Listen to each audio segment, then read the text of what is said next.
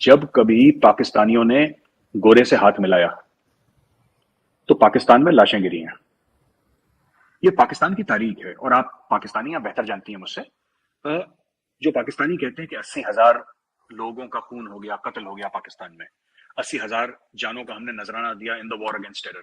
ये किसके लिए लड़ाई लड़ रहे थे? गोरे के लिए लड़ रहे थे ना, पैसा लेके। अगर मैं गलत बोल रहा हूं तो आप टोकिए मुझे, आप रोक सकती हैं मुझे। पर ये तो आपने अपने लोग मरवा दिए पैसे के लालच में, गोरे का काम करके। फिर गोरे से हाथ मिला के क्यों खुश हो रहे हैं? उसको तो काम है ना, जर्मनी को आपसे काम है।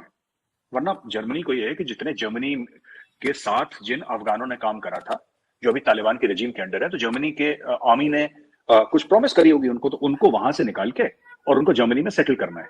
ईरान से वो आ नहीं सकते, पाकिस्तान एक नेचुरल एरिया है जहां से वो लोग आ सकते हैं, तो पाकिस्तान से रिक्वेस्ट करें, आप कर दीजिए। तो पाकिस्तान ने ये बोला कि ठीक है साहब, आप एक काम करिए, हम आपके बंदे निकलवा देते हैं वहां से। जो अफगान है, जो आपके साथ थे, आपके दोस्त थे, आपके साथ काम करा था जिन्होंने 20 साल, हम उनको वहां से निकालवा देंगे। आप जरा कश्मीर के बारे में एक बात बोल दीजिए। ये मुझे लॉजिक ही समझ में नहीं आया। आप इतना बड़ा काम कर रहे हैं, पाकिस्तान इतना बड़ा काम कर रहा है जर्मनी का, जैसा मैंने मीडिया में पढ़ा, इंडियन मीडिया में, कि इतना बड़ा काम हो रहा है वहां पे कि जर्मनी के लोग, तो पाकिस्तान को कुछ अच्छी चीज मांगनी चाहिए ना। कश्मीर के बयान से क्या हो जाएगा? मैं कह रहा हूं सारे जर्मनी के जितने भी 10-15 करोड़ लोग हैं, जितने भी, मुझे नहीं पता कितने जर्मनी, सारे सर के बल खड़े हो गए। फिर क्या हो जाएगा कश्मीर के बारे में?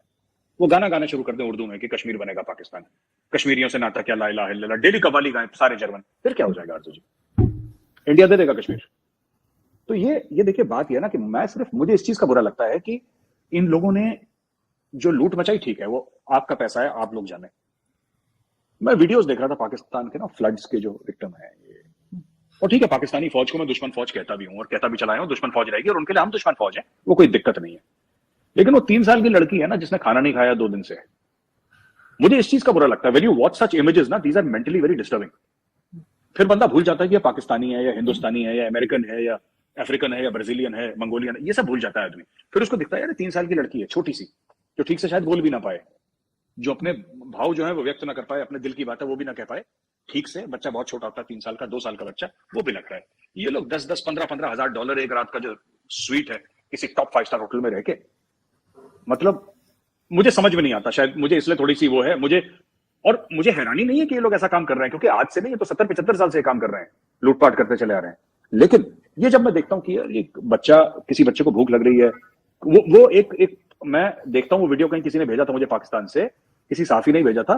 वो एक बंदा है 22-23 साल का, उसके माँ बाप, वो माँ बाप को 1 महीने से देखा ही नहीं उसने अपने माँ बाप को।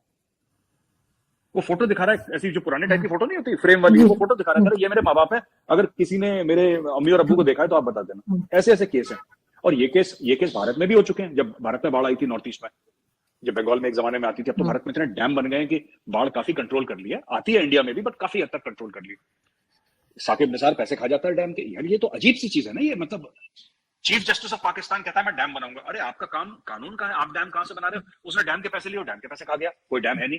क्या डैम कहां, कहता है ही नहीं डैम।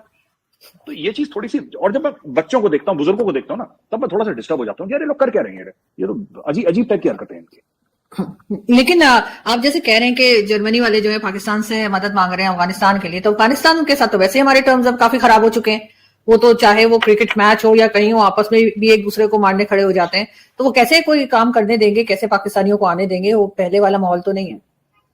आरजू जी, जर्मनी के पास कोई ऑप्शन नहीं है। ईरानियों को तो बोल नहीं सकते भाई, या तो ईरानियों को बोलो, ईरान के ऊपर दुनिया भर के सैंक्शन से, बोलना तो पाकिस्तान को ही है। और आज भी पाकिस्तान के कुछ ना कुछ तो बातचीत है वहां पे, अफगानिस्तान के अंदर तालिबान के साथ, हकानी नेटवर्क के साथ पाकिस्तान की जान पहचान है। तो लोग फिर अपना वो बाजी लगाते हैं कि यार तुम ही मदद कर दो, यार कुछ तुम ही कुछ कर दो हमारे लिए। और पाकिस्तान ने किस तरीके से बेचा होगा मामला, पाकिस्तान ने जिस तरीके से भी बेचा होगा, वो किस तरीके से, कुछ तो बोला होगा, नहीं हम कर देंगे। पाकिस्तान ने ये चीज तो चाइना को भी बोली थी, जब चाइना ने बेचारा ने गलती से अनाउंस कर दिया था कि हम सी पैक को अफगानिस्तान से भी ले जाएंगे। याद है आपको, बीच में बात चली थी बड़ी, सी पैक अफगानिस्तान, जो पाकिस्तान ने बोला था अफगानिस्तान की हम आपको गारंटी देते हैं, हमारी गारंटी है, अफगानिस्तान अपना 5वां सूबा है, आइए आप मौत से आइए अफगानिस्तान में। मगर वो वक्त और था। अब तो इनको अच्छे से मालूम है कि जो अफगान गवर्नमेंट है, और चाहे टीटीपी हो ग्रुप उनका, चाहे वो मेन गवर्नमेंट हो, कोई भी यानी आम आदमी भी जो है वो भी पाकिस्तान से किसी ना किसी वजह से नाराज है। तो इनका उतना होल्ड अप नहीं रहा है कि ठीक है ये जरूर बता सकते हैं, जैसे जबारी के बारे में कहा जा रहा था कि वो कहाँ है क्या है, ये सब हो सकता है, लेकिन लोगों को निकाल के ले आना ये एक नहीं मुश्किल काम है। आरजू जी बिल्कुल आप ठीक कह रही हैं और मैं आपकी बात काट नहीं रहा, मैं आपकी बात को गलत नहीं कह रहा, आपकी बात बिल्कुल सही है। But fact of the matter is कि पाकिस्तान ने कुछ ना कुछ तो बेचा है ना जर्मनी को, कि हम कर देंगे, आप फिक्र मत करिए। उन्होंने बेचा कुछ ना कुछ, तो वो माल बिक गया। उसके एवज में इन्होंने 10 मिलियन यूरो पकड़ लिया और उसने कश्मीर कश्मीर कर दिया। यहाँ पे अखबारों में आपका है कि मेजर डिप्लोमेटिक विक्ट्री, मतलब भारत में हम पता है जीत किसको कहते हैं। अगर मेजर डिप्लोमेटिक विक्ट्री अगर भारत की न्यूज़पेपर कोई बोलेंगे कि डॉक्टर जयशंकर गए थे, जबकि जयशंकर साहब और इसकी कोई तुलना नहीं है, वो तो बड़े मजे हुए खिलाड़ी हैं और ये तो अभी बेचारा अभी इसने करियर ही शुरू करा है। लेकिन आरजू जी बात ये है कि अगर कभी भी आप ये देखेंगे ना मेजर डिप्लोमेटिक विक्ट्री, ये बड़े संजीदा किस्म के ये लफ्ज होते हैं। These are very important things, इनको हल्के में हम नहीं बोल सकते मेजर डिप्लोमेटिक विक्ट्री, क्योंकि किसी ने कश्मीर बोल दिया। उसने बोला क्या?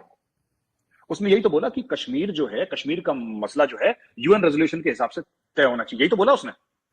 उसने ये थोड़ा ना बोला कि मैं अभी जा रही हूं और मैं सब परचम लाल किले पे लहरा के आऊंगी। उसने ये बोल दिया। वो तो ऐसे बिहेव कर रही है पाकिस्तानी मीडिया की, उसने बिल्कुल कलमा वलमा पढ़ लिया और उसने बोला मैं ही गजवा हिंद करना शुरू कर दूंगी। ये तो ऐसे खुश हो रहे हैं। वो और क्या बोलेगी? वो जर्मनी की फॉरेन मिनिस्टर क्या बोले? आप कल ब्रिटिश फॉरेन मिनिस्टर से पूछेंगे कश्मीर के बारे में, अगर सवाल पूछेंगे तो क्या बोलेगा? वो तो ये बोलेगा कि यूएन के हिसाब से तय होना चाहिए। कोई भी यही बोलेगा, कोई भी ये बोलेगा, क्योंकि यूएन के रेजोल्यूशंस है 1948 वाले। तो इसमें कोई क्या, आप क्या चाहते हो क्या बोले?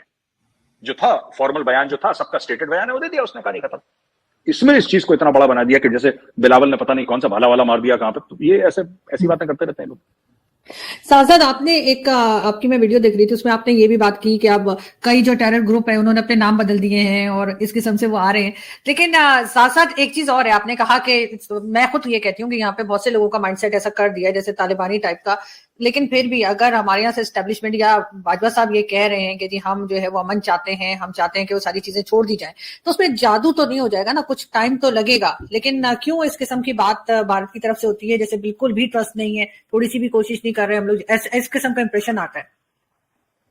आरजू जी ऐसा है ना कि बाजवा साहब कह रहे हैं कि खत्म हो जाएगा, ये मुशर्रफ साहब ने भी एक बार बोला था खत्म हो जाएगा। तो ये जो जितने भी साहब है ना आपके जो बोलते हैं, चाहे वर्दी में हो चाहे वर्दी में ना हो, शलवार कमीज पहने या फिर वो खाकी वर्दी पहने, ये हर साहब ने बोला है और हर साहब ने यही करा है जो बाजवा साहब ने करा है।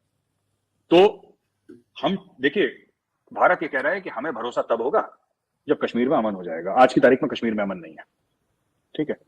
और ये भी चीज है कि कश्मीरी टेररिस्ट भी हैं। हम ये नहीं कहते कि जो भी टेररिस्ट एक्टिविटी है वहां पे वो पाकिस्तान ने ही पार आके करी है, ऐसा नहीं है।